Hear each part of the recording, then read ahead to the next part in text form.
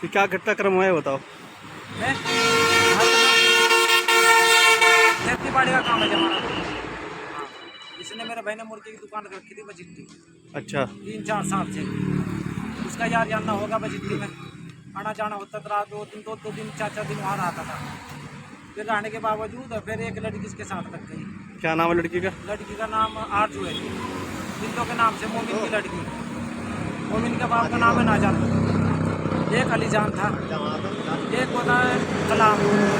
ये कल मेरे भाई को घर से लेके 10 बजे 2 आदमी ने उसको देखा, ले जाके उसको रखा, पता नहीं उसने क्या क्या क्या नहीं किया। तो वहाँ से वो 4 बजे नंगे पाँव आया, आके गेट पे हमारे गिर गया। घर हमारा जंगल में ही। गिरने के बावजूद फिर हमने देखा करोली मुँह से झंगू उड़ा रहे थे। फिर हमने गाड़ी करके हम झबराड़ा हॉस्पिटल में ले गए। उसने डॉक्टर ने हमारे से 30,000 मांगे, हमने 30 भर्ती कर दी। भर्ती करने के बाद काड़ा में इसको जहाँ दे रखा। तो जहाँ देने के बाद फिर उसने ट्रांसफ़र कर दिया, काड़ा भाई वहाँ लेके जाओ ऋषिकेश। तो हम ऋषिकेश ले जा रहे थे इसको। तो रास्ते में बहादुराबाद के पास टोल के पास इसकी एकदम मृत्यु हो गई। फिर हम इसको घर ले आए। घर लाने के बाद फिर हमने पुलिस में गए, चौकी में गए। चौकी वाले फिर आए, इसको डेड बॉडी लेकर उठाकर सहारनपुर ले आए। सहारनपुर ला के फिर हमको कहा सुबह को ही हो। देवबंद थाने में गए। उन्होंने कहा काड़ा का भाई जब तक हम अभी कुछ नहीं लिखने के, जब तक इसकी मेडिकल नहीं होने का। फिर अब हम जब मेडिकल करवाना है जी सहारनपुर। तो आप सरकार से क्या चाहते हैं? बस न्याय मिलना चाहिए जी। जो जैसे इसके लिए बुरा हुआ इसके बच्चे छोटे 3 बच्चे, मजदूर आदमी। हमारा तो भाई चला गया जी, उसका क्या बिगड़ गया। मैम मेरे से ले लेना।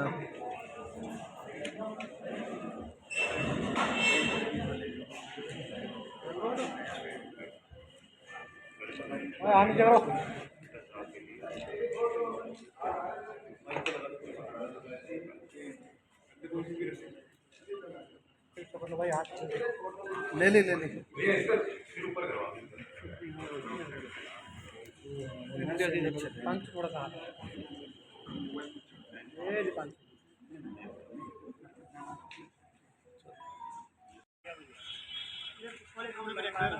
और भी आ रहा ना। तो लिया पर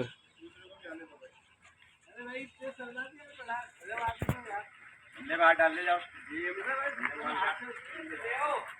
अरे ये दोनों हाथ रखवाओ।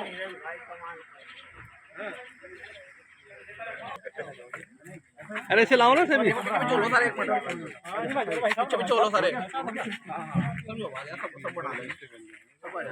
ले सीधे।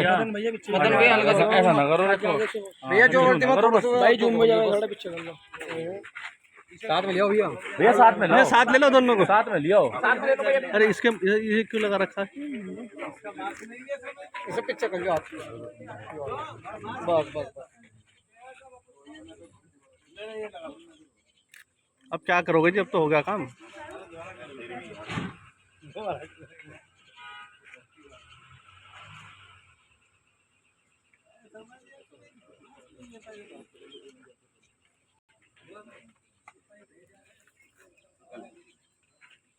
भैया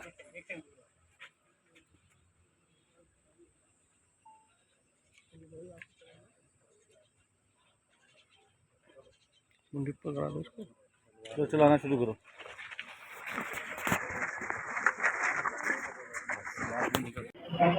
ये दिनांक 1 तारीख को इस महीने की एक अम्बेटापुर चौकी में एक घर के अंदर एक महिला का शव हम लोग को मिला था, और उसी सूचना पे हम सभी लोग वहाँ मौके पे गए थे और कई टीमों का गठन इस घटना के अनावरण के लिए किया गया था।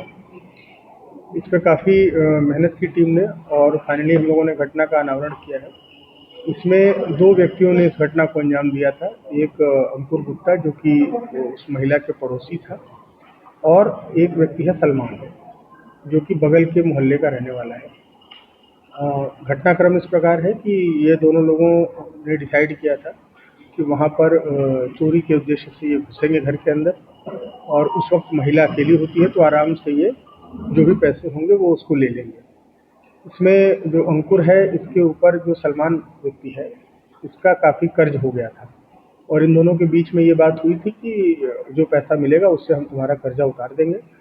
और चूँकि उस घर का दरवाज़ा बंद रहता था और महिला किसी जानने वाले को ही देखकर या उसकी आवाज़ सुनकर ही घर का गेट खोलेगी, तो इन लोगों ने ये प्लान बनाया कि अंकुर जो है वो कॉल करेगा और ये बताएगा कि हमारी बॉल आ गई है ऊपर, और इस बहाने वो गेट को खोलेंगी महिला, और फिर ये वहाँ चोरी की घटना को अंजाम दे देंगे।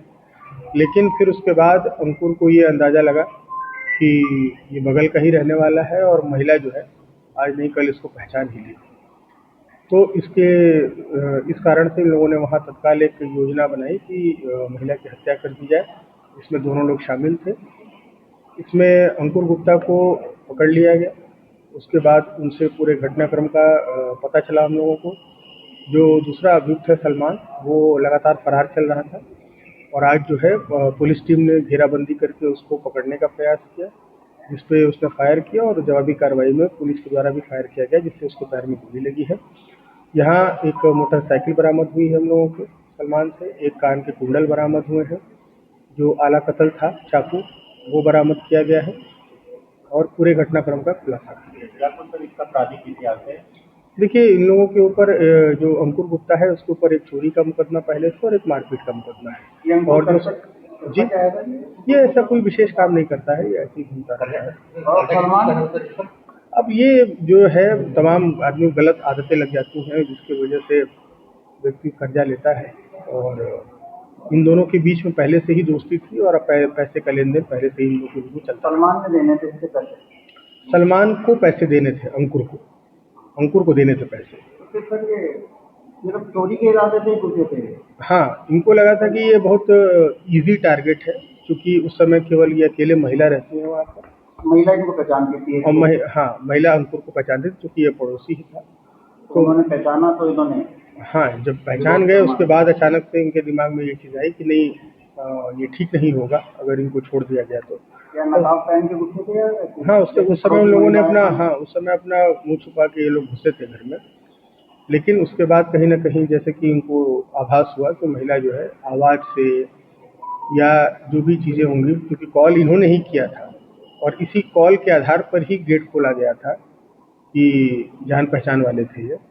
तो उसके बाद अंकुर शुरू में ये सोच रहा था कि हम पीछे ही रहेंगे और घटना में सलमान को आगे रखेंगे, परंतु बाद में उसको ये लगा कि कहीं ना कहीं महिला जो अगर पहचान गई तो हम लोगों के खिलाफ कार्रवाई हो सकती है। इसकी वजह से उस महिला की हत्या की। क्या कुंडल के अलावा कुछ और चोरी किया? नहीं, इनका जो भी प्राथमिक पूछताछ में अभी उसके अलावा कुछ और नहीं गया है, और अभी इनके पास से ही हम लोग बरामद हुआ है, और आगे जो विधिक कार्रवाई कराई जाए। साहब से मिलने के लिए इसलिए आए हैं क्योंकि सर हम पिछले 2023-24 से और 2025-26 तक सिक्योरिटी गार्ड के पद पर कार्य कर रहे हैं जिला अस्पताल और CHC के साल में। सर अब क्या है कि माननीय मंत्री जी ने बोला था कि जो आउटसोर्सिंग पर आदमी रखा गया या लड़के रखे गए, जो भी रखे गए, वो हटाया नहीं जाएगा। ठीक है, तो सर अब हमें CMO साहब ने कल एक लेटर जारी किया है कि आपकी सेवा 19/6/2026 को समाप्त कर जा रही है। इसके बाद में हम आपके कोई जिम्मेदारी नहीं लेते हैं। आप काम करो या ना करो, हमारा आपसे कोई संबंध नहीं है। तो सर हम DM साहब से अपनी फरियाद लेकर आए थे। सर ये हमारी बहन है शीतल, ठीक है सर, बहुत गरीब है, विधवा औरत है, 2 बच्चे हैं सर। तो सर ये बेचारी, इसका रो का बहुत बुरा हाल है सर। तो गरीब, सभी गरीब हैं। अगर हम पहले जो नौकरी छोड़ गए थे सर, अब कोई हम अपनी नौकरी पर रखा, वहाँ अपनी नौकरी पर दोबारा। तो सर मेरी रिक्वेस्ट है सर, DM साहब से हमने बोला है सर, DM साहब ने हमारी बातें रखी हैं, बोला है कि भाई हम इस बारे में मीटिंग करेंगे, सबको CMO साहब को बुलाएगा, सबको बुलाएगा। तो सर हमारी रिक्वेस्ट है सर माननीय यशस्वी माननीय मुख्यमंत्री श्री योगी आदित्यनाथ जी से कि सर सभी लोग बेरोजगार है, सभी गरीब आदमी है, सबको सर हटाया ना जा, अगर ये हटा दिया तो ये इनके पास कोई और रोजगार भी नहीं है सर। ये कहाँ जाएंगे सर? इनके पास ये सब बेरोजगार है, गरीब है, सब ऐसे हैं सर। अब जो हम रखे गए थे सर, हम पूरे मानक के तौर पर रखे गए थे सर। हम जेएम पोर्टल से रखे गए थे, सेवा जन पोर्टल से रखे गए थे उत्तर प्रदेश सरकार के द्वारा। लेकिन सर आज हमें बोल दिया जा रहा है 2 साल काम करने के बाद की आपकी सेवा नहीं ली जाएगी सर। तो सर क्या ऐसा संभव है सर? मतलब हम बेरोजगार हो जाएंगे सर? अगर ऐसा हमारे साथ होता है तो मैं इनका लीडर होने के नाते सर सबसे पहले मैं तेल लगा कर पेट्रोल की आग लगाना काम करूंगा, लेकिन हम इनके साथ में अन्याय बर्दाश्त नहीं करूंगा। नाम क्या है आपका? सर मेरा नाम दीपेंद्र कुमार है सर।